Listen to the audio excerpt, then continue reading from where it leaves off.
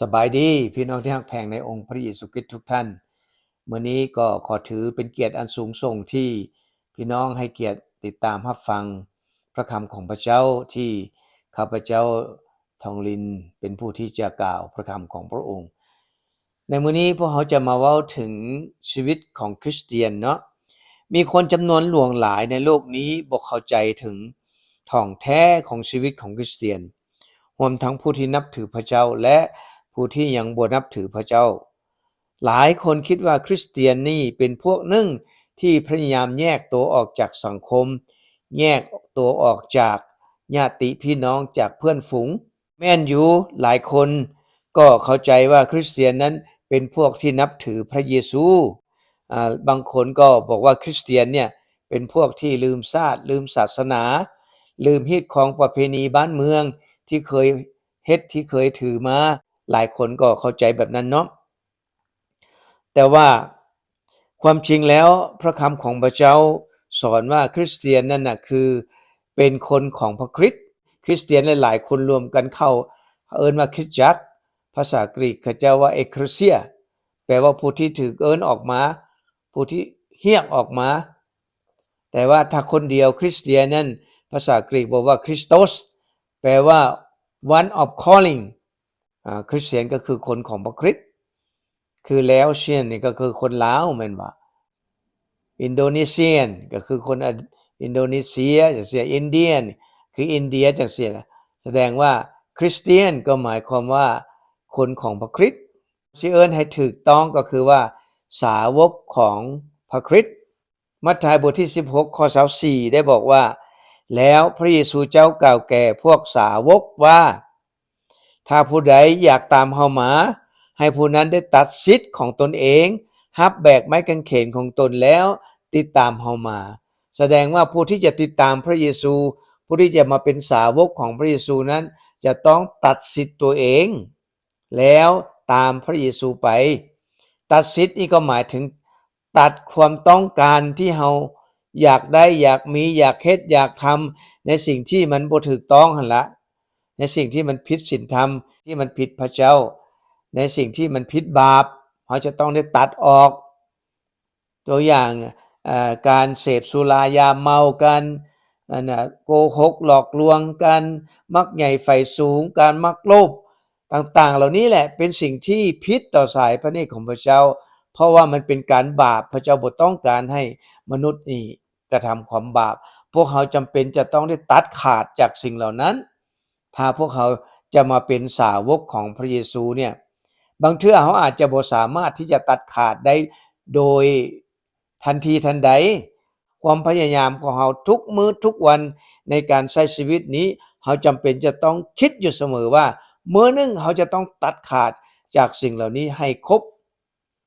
เขาอาจจะตัดอันนี้แต่ยังอันนั้นตัดอันนั้นแต่ยังอันนี้แต่ว่าพวกเขาก็จะตัดไปทีละเล็กทีละน้อยในที่สุดเขาก็จะสามารถที่จะบรรลุเป้าหมายนั่นคือพระเยซูบอกว่าต้องตัดสิทธิ์ตัวเองเพราะเขามีสิทธิ์ที่อยากเฮ็ดหยังก็ได้อยากเต้นอยากฟ้อนอยากล่วงประเวณีอยากเล่นสู้อยากกินเหล้าเมาสุราอันนี้เขา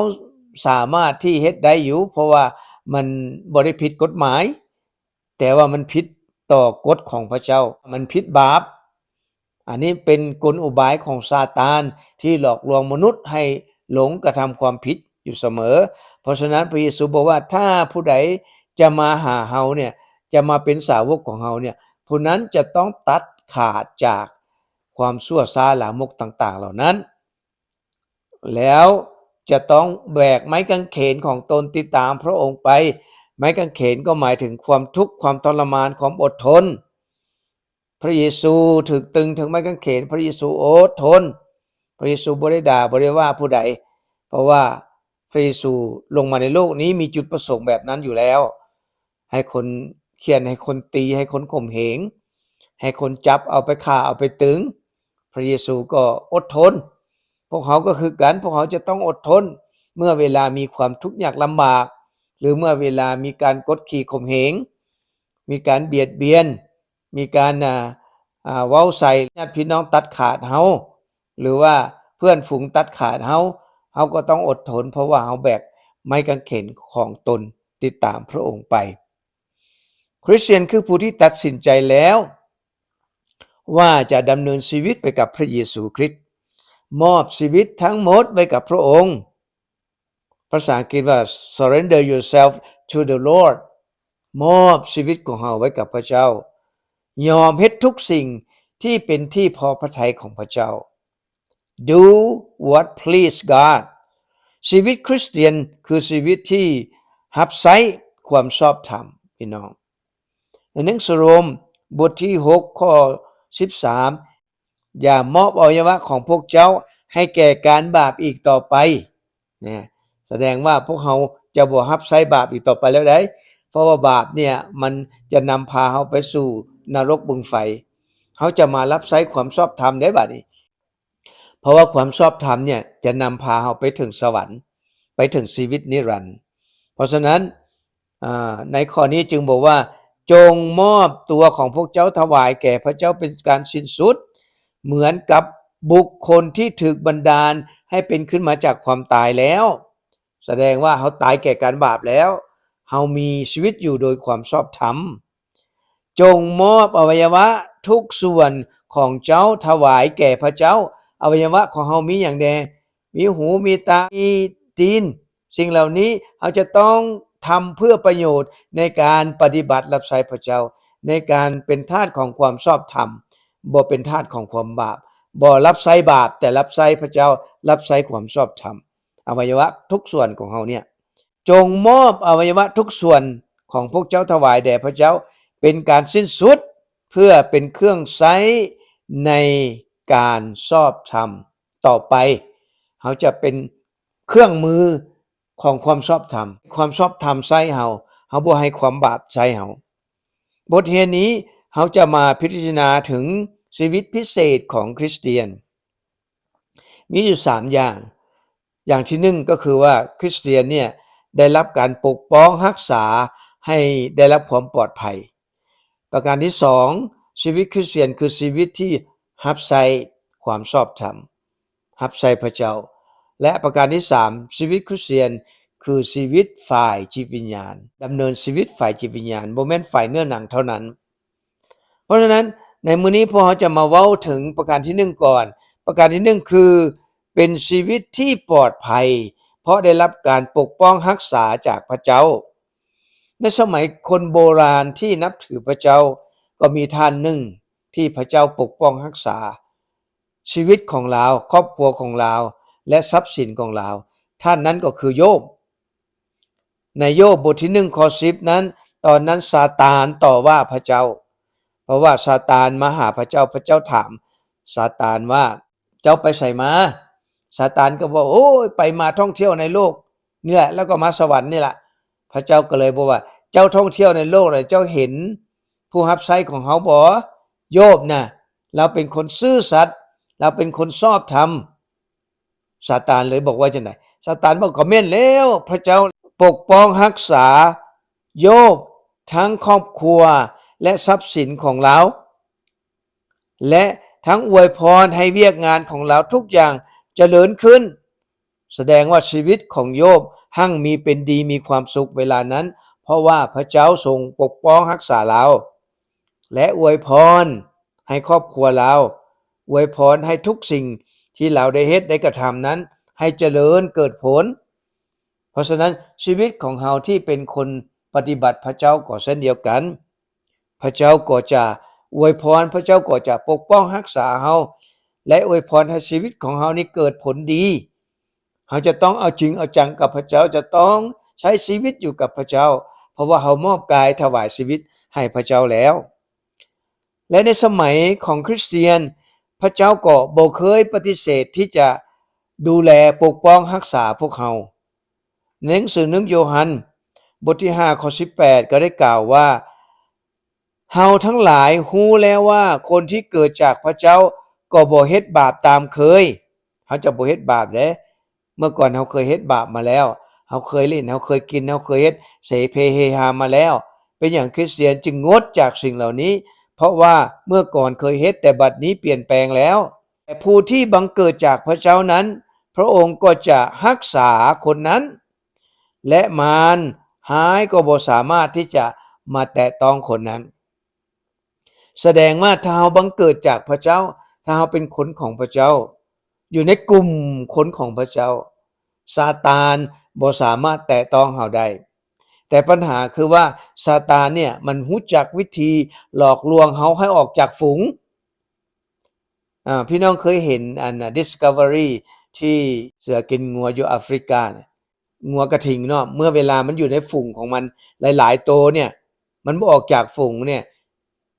เสือหรือว่าสิงห์บ่สามารถที่จะไปคุบไปกินมันได้แต่ว่าเมื่อใดที่มันออกจากฝูงไปเมื่อใดที่มันออกจากหมู่ไปนั่นแหละมื้อนั่นแหละมันก็จะต้องถูกเป็นเหยื่อของสิงห์หรือของเสือเพราะฉะนั้นชีวิตของคริสเตียนคือกันเราจำเป็นจะต้องอยู่เป็นกลุ่มก้อนของคริสเตียนอยู่ร่วมกันกิจกรรมร่วมกันฮักแพงซึ่งกันและกันไปมาหาสู่ซึ่งกันและกันนี้จึงสามารถที่จะเอาตัวหลีกหนีจากการหลอกลวงของซาตานและเขาก็จะบ่ตกเป็นเหยื่อของซาตานเพราะเขาอยู่ในกลุ่มของเขาอยู่ในกลุ่มของคนของพระเจ้าร่วมกันมีชีวิตที่เต็มไปด้วยความฮักเต็มไปด้วยการใช้ชีวิตของความชอบธรรมนำกันมันก็เหมือนกับฟืนน่ะถ้าเอามาสุมไฟนี่ถ้าหลายด้วนนี่มันก็จะลุกแรงขึ้นแต่ถ้าเขาเอาด้วนใดด้วนหนึ่งออกจากฝุ่งออกไปหรือออกจากหมู่ไปเนี่ยมันทำอิฐไฟมันลุกอยู่แต่ว่าต่อไปเนี่ยไฟมันจะค่อยหมดเข้าเพราะอย่างเพราะมันบ่มีกลุ่มบ่มีหมู่เพราะฉะนั้นชีวิตคริสเตียนนี่จำเป็นจะต้องอยู่เป็นกลุ่มมีชีวิตอยู่ร่วมกันเพื่อจะมีจิตวิญญาณที่ฮ้อนหนในการปฏิบัติพระเจ้าในการฮักพระเจ้าเพราะฉะนั้นเฮาจำเป็นได้พี่น้องเฮาบ่ต้องถูกหลอกจากกลอุบายของมารเด้มารมันพยายามที่จะหลอกเขาออกจากฝูงหลอกเขาออกจากหมู่แล้วมันจะคุบกินเฮาถ้าเฮามาอยู่ในหมู่อยู่ในฝูงเนี่ยมันบ่สามารถที่จะแตะต้องเฮาได้เพราะว่าพระเจ้าบอกว่าพระองค์จะปกป้องรักษาเฮาให้พ้นจากมารซาตานในหนังสือเอเฟโซบทที่2ข้อ7บอกว่าเพื่อในคราวต่อไปพระองค์จะได้ทรงสำแดงพระคุณอันอุดมเหลือล้นของพระองค์ซึ่งพระองค์ได้ทรงเมตตาเฮาทั้งหลายในองค์พระเยซูคริสต์พระเจ้าทั้งปกป้องรักษาเฮาพระเจ้าทั้งมีเมตตาคุณเฮามีคำว่าคุณหรือว่าเมตตาคุณนี่หมายความว่าพระองค์จะประทานสิ่งที่ดีที่สุดให้ชีวิตของเฮาฟรีๆคำว่าพระคุณนี่หมายความว่าพระองค์มีบุญคุณต่อเฮาหลายเอาให้เฮาฟรีๆเอาของที่มีค่าในชีวิตให้เฮาฟรีๆนั่นแหละคือพระคุณของพระเจ้าเฮารอดจากความผิดบาปย้อนพระคุณของพระเจ้าบ่แม่นเพราะเฮาเฮ็ดเอาเอง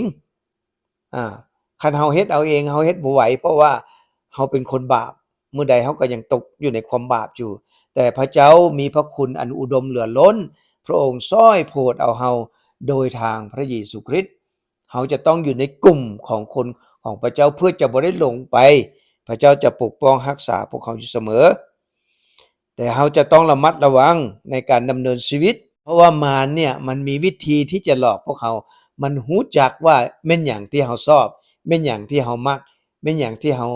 เคยกระทำมาแม่นหยังที่พวกเขาต้องการมันรู้จักมันจะเอาสิ่งนั้นแหละมาล้อน่ะเหมือนกันกับ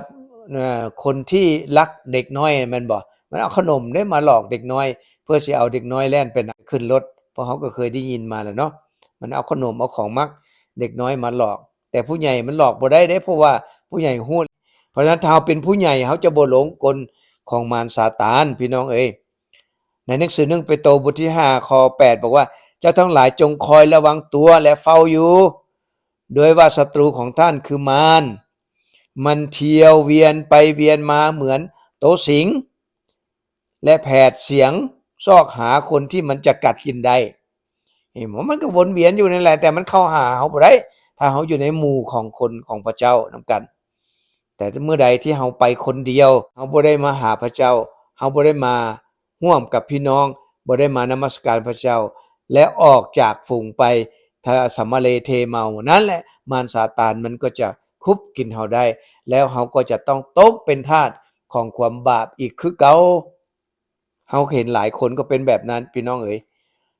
คนของพระเจ้าจำต้องเรียนรู้และเชื่อฟังคำสอนของพระองค์อันใดที่เฮาควรเฮ็ดอันใดที่เฮาบ่ควรเฮ็ดอันใดที่เฮาควรปฏิบัติอันใดที่เฮาบ่ควรปฏิบัติอันใดที่เฮาควรกราบไหว้อันใดที่เฮาบ่ควรกราบไหว้เพราะฉะนั้นคริสเตียนคือผู้ที่เรียนรู้ด้วยสติปัญญาด้วยความฉลาดส่องใสที่มาจากพระคำของพระเจ้าเฮาจะต้องถวายชีวิตของเฮาให้กับพระเจ้าหนังสือโรมบทที่12ข้อ1ถึงข้อ2บอกว่าเหตุฉะนั้นพี่น้องทั้งหลายเอ่ยเห็นแก่พระเมตตากรุณาของพระเจ้าเฮาจึงเรียกห้องเจ้าทั้งหลายให้ถวายตัวแก่พระเจ้าเป็นเครื่องบูชาอันมีชีวิตอยู่แสดงว่าชีวิตของเฮานี่เป็นเครื่องบูชาเด้บูชาไผบูชาพระเจ้าเพราะว่าปู่ย่าตายายของพวกเฮาก็เห็นเพิ่นไปบูชาเด้เนาะแต่เพิ่นไปบูชาพระบ่ไปบูชาตูปผีหอบ่ตูปเจ้าพ่อหลักเมืองบ่เจ้าแม่หลักเมืองบ่จังซี่เพิ่นก็เอาธูปเอาเทียนไปบูชาแต่ว่าพระเจ้าของเฮาก็ต้องการเครื่องบูชาคือกันแต่เพิ่นบ่ต้องการธูปเทียนเพิ่นต้องการอิหยังต้องการตัวเฮาพระเจ้าต้องการเฮาเนี่ยเป็นเครื่องบูชาถวายแก่พระเจ้าถ้าเฮาเป็นเครื่องบูชาถวายแก่พระเจ้าเฮาจะต้องใช้ชีวิตที่ดีที่สุดให้มันเป็นสิ่งที่งดงามสำหรับพระเจ้าพระเจ้าต้องการเครื่องบูชาที่งดงามบริสุทธิ์เฮาเป็นเครื่องบูชาแก่พระเจ้าเป็นเครื่องบูชาอันมีชีวิตอยู่เป็นอันบริสุทธิ์และเป็นที่พอพระทัยของพระเจ้าซึ่งเป็นการนมัสการสมกับวิญญาณจิตของท่านทั้งหลายเฮานี่บ่แม่นนมัสการพระเจ้าตั้งแต่วันอาทิตย์ใดพี่น้องวันอาทิตย์มาร่วมกันมาร้องเพลงมาเฮ็ดศิลลึกมาฟังคำเทศนามาอธิษฐานอันนั้นก็แม่นนมัสการอยู่แต่ว่าชีวิตของเฮาทั้งชีวิตเนี่ยแต่ละมื้อแต่ละวันนี่มันเป็นการถวายแด่พระเจ้าเป็นการนมัสการพระเจ้าเฮาจะต้องนมัสการพระเจ้าด้วยชีวิตของเฮาทุกวันและในข้อต่อไปว่าอย่าดำเนินชีวิตเหมือนอย่างชาวโลกนี้ชาวโลกนี้หมายถึงชาวโลกใดบ่แม่นหมายถึงความดีของเขาเจ้าดอกว่าเว้าถึงความบ่ดีของคนที่ในโลกนี้เขาเจ้าเฮ็ดกันมีการตัวมีการต้มมีการหลอกลวงมีการเสพสุรายาเมาอันนี้แหละสิ่งที่โลกกำลังเฮ็ดอยู่ถ้าม่วนถ้าซื่นที่สุดก็คือการเสพสุรายาเมาหรือว่าฟ้อนรำเฮฮานี้พวกเราจะต้องแยกแยะให้ดีสิ่งใดที่เราควรเฮ็ดสิ่งใดเราบ่ควรเฮ็ดเพราะฉะนั้นอย่าดำเนินชีวิตเหมือนอย่างคนที่บ่รู้จักพระเจ้าเฮ็ดหลายคนเฮ็ดที่มันบ่ถูกต้องแต่จงรับการทรงเปลี่ยนแปลงจิตใจของพวกเจ้าจงเปลี่ยนใหม่เฮาต้องเปลี่ยนใหม่เฮาบ่เฮ็ดคือเก่าที่เฮาผ่านมาที่ฟ้อนแอนกินเหล้าเมายาเนี่ยที่เคยเฮ็ดมานั่นน่ะข้าพเจ้าก็เคยเฮ็ดมาตลอดในสมัยที่บ่รู้จักพระเจ้านี่โอ๊ยเมาแป๊เมาแปดถ้ายามใดที่เป็นงานบุญงานอิหยังเนี่ยต่างๆนี่แสดงว่าอันนั้นน่ะเป็นของที่แบบคนในโลกนี้ที่เขาเฮ็ดเฮาเป็นคนของพระเจ้าเฮาจะต้องเปลี่ยนแปลงไหมว่าซั่นเปลี่ยนแปลงอุปนิสัยของพวกเจ้าให้เปลี่ยนใหม่เพื่อเจ้าทั้งหลายจะรู้จักน้ำพระทัยของพระเจ้าว่าอันใดดีอันใดบ่ดีอันใดควรเฮ็ดอันใดบ่ควรเฮ็ดถ้าหากว่าเฮาสมาเลเทเมาไปเลยเฮาบ่เปลี่ยนแปลงชีวิตเฮาก็บ่รู้จักแล้วอันใดดีเฮาก็ว่าดีเบิดนั่นแหละแต่ว่าถ้าเฮามาแยกแยะชีวิตของเฮาออกแล้วเนี่ยเฮาจะเห็นว่าอันนี้ควรเฮ็ดอันนี้บ่ควรเฮ็ดเพราะฉะนั้นนี่แหละคือคนของพระเจ้าที่ได้รับการปกป้องรักษาจากพระเจ้าจากพระวิญญาณของพระเจ้าและเขาจะบ่ให้ซาตานหลอกลวงเขาดึงเขาออกจากหมู่จากฝูงเนาะเพื่อเขาจะบ่ได้หลงไปในเล่ห์กลของมารซาตานในหนังสือ2ติโมธีบทที่2ข้อ1ถึง2บอกว่าคำนี้เป็นคำสัตย์จริงคือถ้าพวกเขาได้ตายด้วยกันกับพระองค์แล้วพวกเขาก็มีชีวิตด้วยกันกับพระองค์เหมือนกันพระเยซูว่าต้องตัดชีวิตของเจ้าเด้ก่อนที่เจ้าจะมาติดตามพระเยซูคือตายจากสิ่งเหล่านั้นที่สนุกสนานม่วนซื่นเฮฮานั้นแล้วถ้าเราตายจากสิ่งเหล่านั้นแล้วชีวิตของเราก็จะได้มีชีวิต อยู่กับพระองค์ในสวรรค์ชีวิตในสวรรค์เป็นชีวิตที่ยืนยาวนานเป็นชีวิตที่มีความสุขเป็นชีวิตที่หั่งมีเป็นดีบ่มีชีวิตใดๆในโลกนี้เหมือนเป็นชีวิตที่งดงามหลายคนอยากไปอยู่ดอกสวรรค์นี้ก็ได้แต่ว่าบ่ฮู้จักว่าจะต้องประพฤติตนแนวใดจึงจะไปถึงสวรรค์ได้เพราะว่าสวรรค์ก็มีเจ้าของเนาะเจ้าของเพิ่นบอกให้เฮ็ดแนวใดเฮาเฮ็ดถ้าเฮาบ่เฮ็ดเฮาก็บ่ได้ไปแล้วมันบ่แม่นตามเงื่อนไขของเพิ่นเหมือนกับเฮาสิไปต่างประเทศนี่แหละเฮาสิไปโลดมันก็บ่ได้เด้เฮาต้องเอาตามเงื่อนไขของประเทศนั้นที่ว่าเจ้าจะเข้าประเทศเขาเจ้าน่ะเจ้าต้องเฮ็ดแนวใดเจ้าจึงเข้าได้เฮาก็ต้องเฮ็ดตามเงื่อนไขเพราะฉะนั้นสวรรค์ก็คือกันพระเจ้าเป็นเจ้าของพระเจ้าเป็นผู้สร้างเพราะฉะนั้นพระองค์ก็ต้องมีเงื่อนไขว่าคนใดที่จะไปถึงพระองค์ได้จะต้องเฮ็ดแบบใดพระเจ้าก็ต้องบอกในพระคำของพระองค์ที่เฮากำลังเว้ากันนี่แหละพระเยซูก็บอกว่าคือตัดสิทธิ์ของตัวเองแล้วติดตามเฮามาพระเยซูบอกและประการที่2คริสเตียนก็คือชีวิตที่รับใช้เนาะบางหลายคนนี่อยากเป็นคนใช้แต่บ่อยากเป็นคนรับใช้บ่อยากรับใช้ผู้อื่นแต่อยากใช้ผู้อื่นแต่ว่าพระเจ้าสอนให้คนของพระองค์ว่าให้เป็นผู้รับใช้เฮาจะรับใช้พระเจ้าเฮาจะรับใช้พระเยซูคริสต์เฮาจะรับใช้พี่น้องในคริสตจักรเฮาจะรับใช้คนทั่วไปรับใช้ความชอบธรรมนี่แหละสำคัญที่สุดเฮาบ่จะบ่รับใช้ความบาปอีกต่อไปแล้วในหนังสือมัทธิวบทที่23ข้อ 11-12 บอกว่าพระเยซูบอกว่าผู้เป็นใหญ่ที่สุดในพวกเจ้านั้นจะต้องเป็นผู้รับใช้พวกเจ้าว่าซั่นเด้จะต้องเป็นผู้รับใช้เด้คันอยากเป็นใหญ่แต่ว่าคนซุมื้อนี้คนเป็นใหญ่มีแต่ใช้ผู้อื่นแต่ว่าคนของพระเจ้านี่บ่ถ้าอยากเป็นใหญ่ต้องรับใช้ผู้อื่นมันแตกต่างกันแบบนี้พี่น้องเอ๋ยผู้ใดที่ยกตัวขึ้นผู้นั้นจะถูกให้น้อยลงผู้ใดที่ถูกถ่อมตัวลงผู้นั้นก็จะถูกยกขึ้นมันจะเปลี่ยนกันมันจะกลับกันเด้ผู้ใดที่ว่ายกตัวเองว่าเป็นใหญ่เป็นโตเป็นผู้มีอำนาจเฮาต้องใช้อำนาจใช้ผู้อื่นเฮาบ่ต้องเป็นผู้รับใช้ผู้อื่นถ้าผู้ใดเป็นแบบนี้ในวันสุดท้ายพระเจ้าบอกว่าเขาจะเป็นผู้น้อยเป็นผู้ถอยลงแต่ถ้าผู้ใดที่ถ่อมตัวรับใช้ผู้อื่นพระเจ้าบอกว่าในวันนั้นพระเจ้าจะให้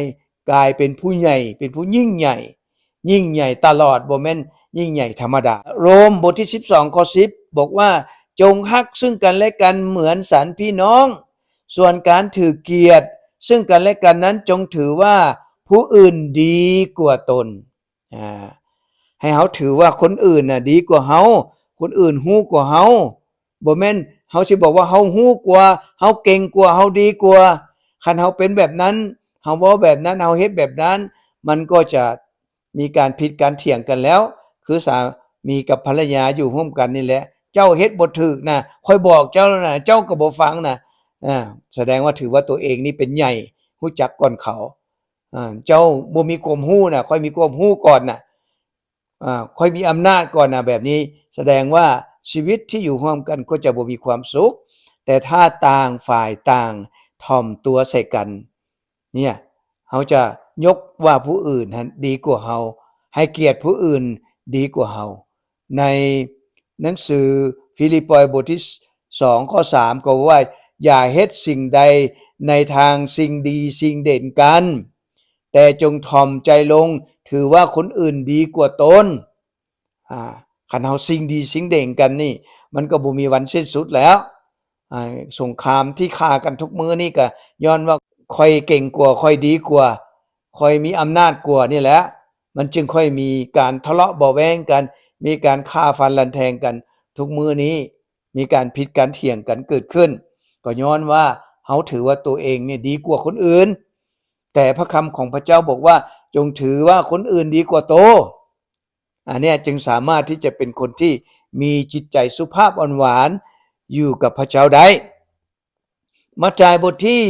3ข้อ28บอกว่าเหมือนอย่างบุตรมนุษย์ตัวอย่างคือพระเยซูได้บาดนี้บุตรมนุษย์ก็คือพระเยซูนั่นเองเหมือนอย่างบุตรมนุษย์บ่ได้มาเพื่อให้คนอื่นรับใช้ตนแต่มาเพื่อรับใช้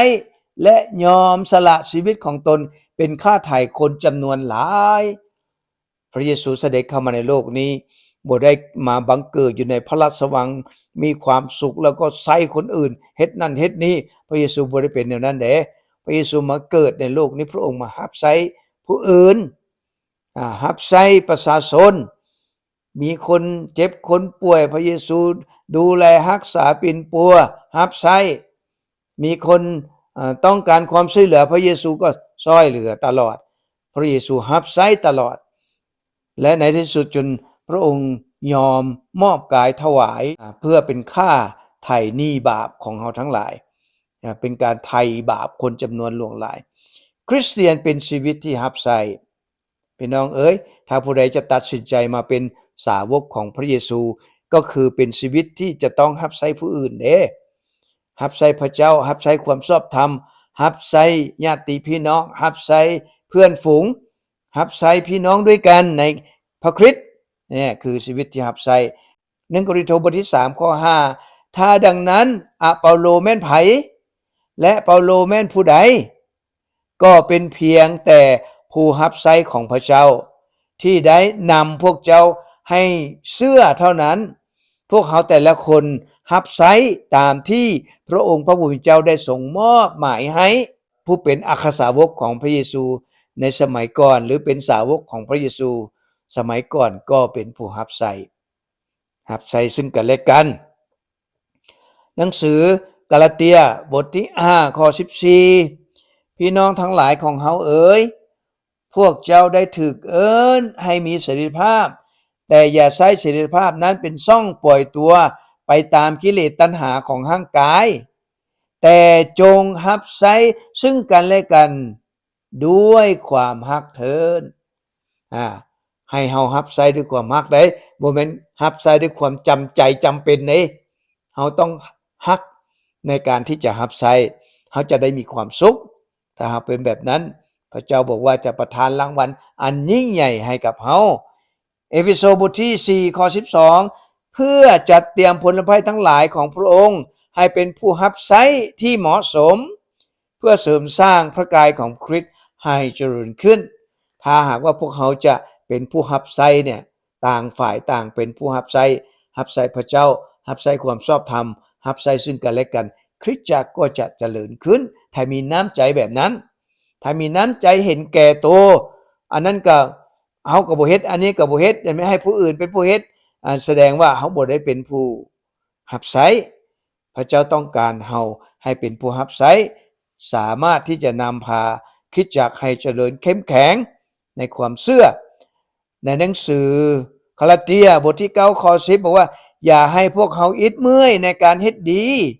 เพราะถ้าใจพวกเขาบ่ท้อถอยพวกเขาก็จะได้เก็บเกี่ยวผลในเวลาอันสมควรแสดงว่าการกระทำการดีการรับใช้เนี่ยเราจะได้เก็บเกี่ยวผลในเวลาอันควรเวลานี้อาจจะบ่ทันถึงเวลาที่เขาจะเก็บเกี่ยวผลเหมือนกับคนเฮ็ดไร่เฮ็ดนานี่แหละฤดูหว่านสิเก็บเกี่ยวรดมันก็บ่ได้แล้วหัดบ่ฮอดฤดูเก็บเกี่ยวพวกเขาเป็นคนหว่านความดีหว่านความชอบธรรมการรับใช้แล้วมื้อนึงเขาจะได้เก็บเกี่ยวผลที่เขาหว่านลงไปนี้เพราะฉะนั้นเมื่อเรา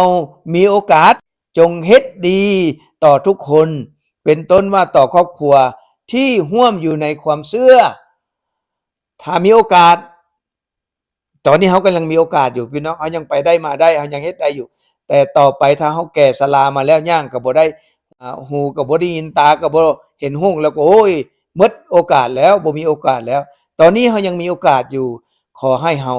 รับใช้ซึ่งกันและกันรับใช้ความชอบธรรมรับใช้พระเจ้าในหนังสือ1โครินธ์บทที่15ข้อ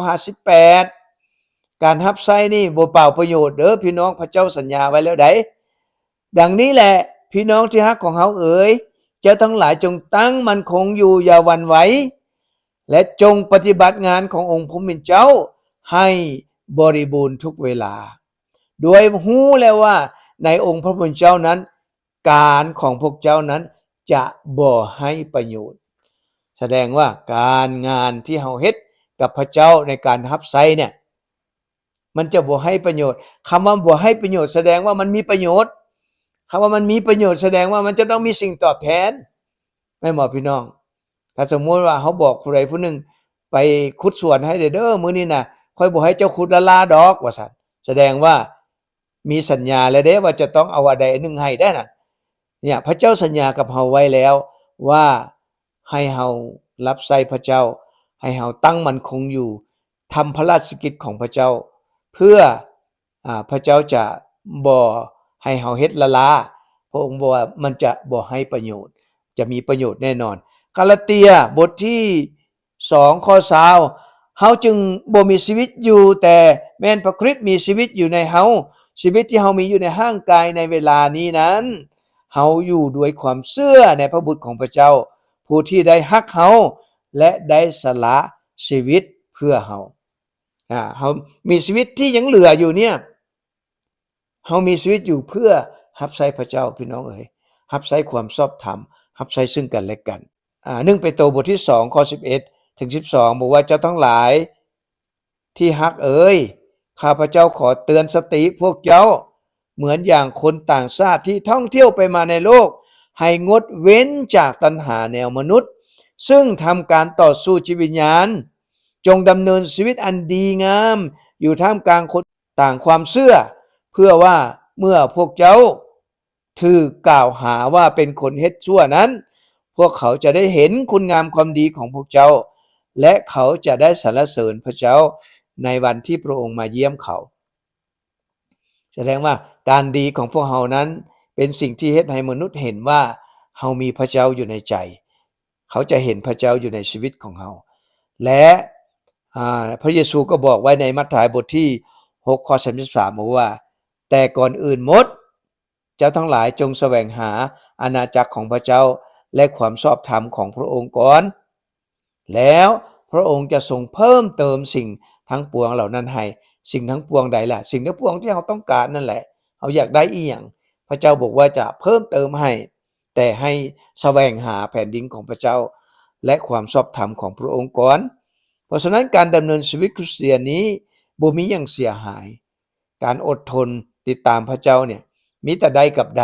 ได้ทั้งชีวิตนี้และได้ทั้งชีวิตหน้าด้วยเพราะฉะนั้นขอให้เฮาเข้าใจว่าการใช้ชีวิตคริสเตียนนั้นจะต้องเป็นคนที่ได้รับการปกป้องรักษาจากพระเจ้าให้พ้นจากมารซาตานเฮาบ่ต้องไปเชื่อฟังคำหลอกลวงของมารซาตานถ้าเฮาออกจากฝูงไปเมื่อใดมารมันจะคุบเฮาเพราะฉะนั้นเฮาจะต้องติดอยู่กับคนของพระเจ้าร่วมกันในคริสตจักรของพระองค์และประการที่2คริสเตียนคือชีวิตของการรับใช้พระเจ้ารับใช้ความชอบธรรมรับใช้ซึ่งกันและกันและประการที่3ชีวิตคริสเตียนนั้นเป็นชีวิตฝ่ายจิตวิญญาณเพราะฉะนั้นหวังว่าบทเรียนนี้จะเป็นประโยชน์สำหรับพี่น้องให้เฮามีความอดทนเพราะเฮาได้ติดตามพระเยซูคริสต์แล้วเฮาจะต้องตัดสินตัวเองและมีความอดทนต่อความลำบากในชีวิตนี้หรือการกระทำของเฮาที่เฮาบ่ได้เฮ็ดตามที่เฮาต้องการนั้นบ่มีปัญหาเพราะหยังเพราะว่าเฮาเป็นผู้ที่รับใช้พระเจ้ารับใช้ความชอบธรรมและชีวิตของเฮาจะต้องดำเนินอยู่กับฝ่ายจิตวิญญาณต่อไปก็ขอขอบอกขอบใจที่พี่น้องได้ตั้งอกตั้งใจฟังก็ขอให้พระเจ้าทรงอวยพรพี่น้องทุกท่านขอให้เฮาได้ตั้งมั่นคงอยู่ในความเชื่อในความรักของพระองค์ตลอดไปขอพระเจ้าอวยพรขอบใจหลายๆ